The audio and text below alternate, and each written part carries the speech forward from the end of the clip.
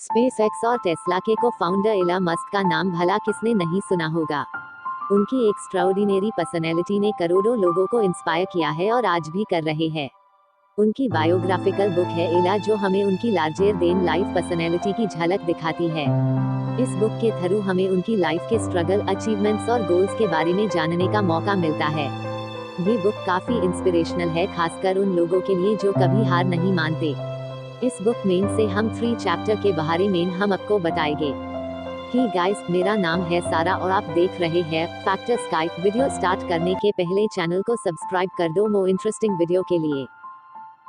Chapter 1, एला की दुनिया। साल 2000 में सिलिकॉन वैली और सैन फ्रांसिस्को डिप्रेशन में डूबे हुए थे क्योंकि इंटरनेट का नशा उतरने लगा था। अब जमाना .com का था, जिसके चलते वेंचर कैपिटलिस्ट किसी भी इन्वेस्ट में पैसा लगाने से कतरा रहे थे। इस दौर में सिलिकॉन वैली के पास सिर्फ एक क्लिक एड्स का काम ही बचा था। ट्विटर और फेसबुक ने अभी पैर पसारने शुरू किए थे। कुछ लोगों का मानना था कि टेक्नोलॉजी इंडस्ट्री अब ठंडी पड़ चुकी है। एलन मस्क भी इसी .com मेनिया का एक हिस्सा थे। अपनी कॉलेज की पढ़ाई खत्म करने के बाद उन्होंने Zip2 बनाया और $22 मिलियन कमाए। Zip2 गूगल मैप्स की ही तरह का एक सॉफ्टवेयर था। कॉम्पेक ने Zip2 को 1999 में खरीदा था। मस्क ने इस कमाई को एक और स्टार्टअप X.com खोलने के लिए इन्वेस्ट किया, जो बाद में पेपाल बना। और फिर जब 2002 में eBay ने पेपाल खरीदा तो मस्क पहले से ज्यादा अमीर हो गए। मस्क सिलिकॉन वैली के बजाय लॉस एंजल्स में रहने चले गए थे, जहां पर उन्होंने टेस्ला, स्पेसएक्स और सोलर सिटी बनाई। उनकी कंपनीज इलेक्ट्रिक कार्स, एरोस्पेस और सोलर इंडस्ट्रीज में लीड करती है। रॉकेट, इलेक्ट्रिक कार और सोलर पैनल बनाकर मस्क ने फ्यूचर को बदल कर रख दिया। एला की दुनिया में रियलिटी और साइंस फिक्शन मिलकर एक हो गए हैं। एलन मस्क बाकी टेक्नोलॉजी मिलेनिया से हटकर है। उनका सोच विश्वव्यापी है। मस्क कहते हैं, अगर हम कभी ना खत्म होने वाली एनर्जी का हल ढूंढ ले और मल्टी प्लानेटरी स्पीसीज बनने की राह में तरक्की कर ले, तो ये वाकई में बहुत बढ़िया बात होगी। आज मस्क कंपनी में हजारों लोग काम करते हैं, जिसका नेट वर्थ $10 बिलियन है। प्लीज चैनल को सब्सक्राइब कर दो। इस चैनल पे आपको सबसे अलग कंटेंट मिलेगा। Chapter 2, Africa. मस्क के नाना जोशुआ हेल्डीमैन कनाडा से साउथ अफ्रीका तक खुद का जहाज उड़ाया करते थे। वे माइग्रेट होने के बाद अपने पूरे परिवार सहित हमेशा के लिए प्रेटोरिया में सेटल हो गए थे, मगर कभी कभी वे लोग नॉर्वे, स्कॉट और ऑस्ट्रेलिया जाया करते थे। मे हेल्डीमैन और एरोल मस्क बचपन से ही एक दूसरे को चाहते थे। जब वे बड़े हुए तो दोनों ने शादी कर ली और उसके बाद जल्द ही एला का जन्म हुआ। मस्क 28 जून 1971 को पैदा हुए थे। उनके पिता एरोल मस्क एक सक्सेसफुल इंजीनियर थे, वहीं मां में एक डाइटिशियन थी। एला के अलावा उनके 2 बच्चे और थे, किम्बल और टोस्का।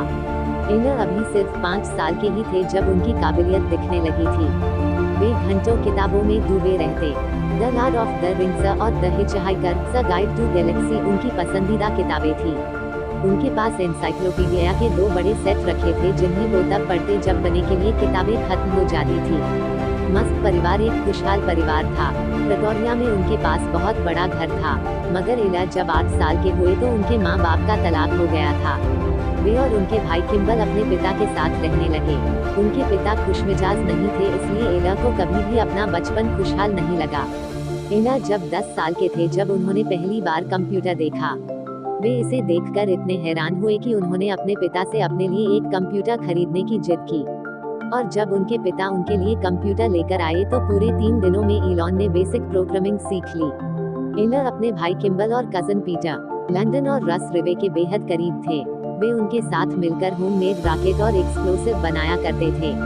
उन सबको एक साथ लंबी ट्रेन ट्रिप्स पे जाना और डंजियंस और ड्रैगन्स खेलना भी बहुत पसंद था।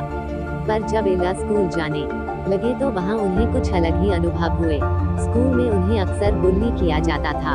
एक बार उनके साथ ऐसा दर्दनाक हादसा हुआ जिससे उन्हें गहरा सदमा लगा।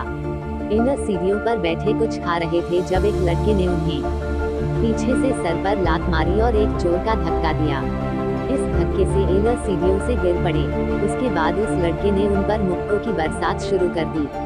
उन्हें इतनी चोट आई कि तुरंत उन्हें अस्पताल ले जाना पड़ा। खून से उनका बदन सन गया था। उन्हें पूरी तरह ठीक होने में पूरा 1 हफ्ता लगा और उसके बाद ही वे स्कूल जाने लायक हुए। पूरे 4 सालों तक एला उसी खौफ के साए में जीते रहे। स्कूल का वो बदमाश गेंग बेवजह ही एला को हर वक्त परेशान किया करता था। आखिरकार उन्हें अपना स्कूल बदलना पड़ा। जब इलर 17 साल के हुए तो उन्होंने साउथ अफ्रीका छोड़कर जाने का मन बनाया। उन्हें लगता था कि अमेरिका में उन्हें अपने लिए बेहतर मौके मिल सकते हैं। साथ ही उन्हें सिलिकॉन वैली भी पसंद थी। जब उनके परिवार को कनाडा की सिटीजनशिप मिली तो एलर को निकल भागने का एक मौका मिल गया था। Chapter 3 Canada. कनाडा में अपने शुरुआती दिनों में मस्क को काफी मुश्किलों का सामना करना पड़ा। जब वे घर से कनाडा जाने के लिए निकले तो उनके पास वहां रहने का कोई ठिकाना नहीं था। उन्होंने वहां अपने कुछ रिश्तेदारों को खोजा और किसी तरह रहने का बंदोबस्त किया। अपना 18वां जन्मदिन उन्होंने कुछ पड़ोसियों और रिश्तेदारों के साथ मनाया जिन्हें वे ठीक से जानते तक नहीं थे। इस दौरान मस्क ने कुछ और जॉब्स भी की, जैसे कि सब्जियां वगैरह ले आना और लकड़ियां काटना। उनके भाई किम्बल भी बाद में उनके पास कनाडा आ गए।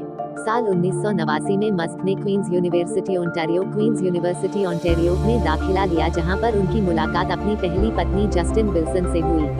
पहली डेट के लिए जस्टिन ने उन्हें बहुत तरसाया था, मगर मस्क भी कम जिद्दी नहीं थे। जस्टिन ने बाद में कहा कि वो किसी को भी अपना दीवाना बना सकते हैं। कॉलेज की पढ़ाई ने मस्क की जिंदगी में बहुत से बदलाव लाए। वे अभी भी स्पेस और एनर्जी की बातें किया करते थे, जिसका उनके क्लासमेट मजाक उड़ाया करते। मस्क उन लोगों से मिले जिनसे उनके विचार मिलते थे। अपने खाली वक्त में वे कंप्यूटर ठीक किया करते, जिससे उनकी कुछ एक्स्ट्रा कमाई हो जाती। वे अपने क्लासमेट्स को स्पेयर पार्ट भी बेचा करते थे। 2 साल बाद मस्क को स्कॉलरशिप मिली। उन्होंने यूनिवर्सिटी ऑफ पेनिसिल्वेनिया से अपनी पढ़ाई जारी रखी। वहां उन्होंने इकोनॉमिक्स और फिजिक्स दोनों की पढ़ाई की। पेनिसिल्वेनिया यूनिवर्सिटी में मस्क लंच के दौरान अपने दोस्तों से फिजिक्स पर डिस्कशन किया करते। उन्होंने और उनके खास दोस्त ने मिलकर एक घर किराए पर लिया। इस घर में वे वाइल्ड पार्टीज रखते और जो लोग पार्टी में आते उनसे $5 पर हेड के हिसाब पैसा वसूलते। मस्क अपने क्लास के लिए कई दिलचस्प बिजनेस आइडियाज भी सोचा करते। उनका ऐसा ही एक आइडिया था, the importance of being solar, यानी सोलर पावर का महत्व। उन्होंने दावा किया कि आने वाले समय में सोलर पावर टेक्नोलॉजी के फील्ड में तेजी आएगी और बड़े बड़े सोलर प्लांट सिस्टम लगाए जाएंगे। उन्होंने सोलर सेल्स और ऐसे कंपाउंड के बारे में बताया जो पावर को ज्यादा से ज्यादा बढ़ा सकते हैं। उन्होंने अल्ट्रा कैपेसिटर्स के बारे में भी एक पेपर लिखा था, जिसमें बताया गया कि ये एक प्रकार की बैटरी सेल्स है जो बड़ी तादाद में एनर्जी स्टोर कर सकती है।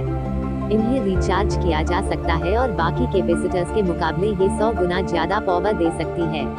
मस्क ने तभी इलेक्ट्रिक कार और रॉकेट्स के बारे में सोच लिया था। उनके प्रोफेसर्स ने उनके इस लाजवाब एनालिसिस की तारीफ की थी। मस्क हर तरह की मुश्किल से मुश्किल फिजिक्स कॉन्सेप्ट्स का हल ढूंढ देते थे। उन्हें ये भी मालूम होता था कि इससे अच्छा प्रॉफिट कैसे कमाया जाता है। कॉलेज खत्म होने के बाद उनके दिमाग में पहले वीडियो गेम्स बनाने का ख्याल आया, मगर मस्क अपने लिए एक ऐसा करियर चाहते थे जिससे वे पूरी दुनिया में एक बड़ा बदलाव ला सके। वे अक्सर स्पेस, रिन्यूएबल एनर्जी और इंटरनेट के सपने देखा करते थे। उन्हें यकीन था कि आने वाला कल इन्हीं का होगा। भविष्य में एक बड़ा बदलाव आने वाला था और इसी में उनको प्रॉफिट दिख रहा था। सिलिकॉन वैली फोटोज शेयर करने में बिजी था और मस्क दुनिया को विनाश से बचाने की तैयारी कर रहे थे। इस वीडियो में इतना ही। अगर इस वीडियो का पार्ट 2 चाहिए है तो लाइक कर दो और वीडियो के नीचे कमेंट कर दो और प्लीज चैनल को सब्सक्राइब कर दो। Thanks for watching.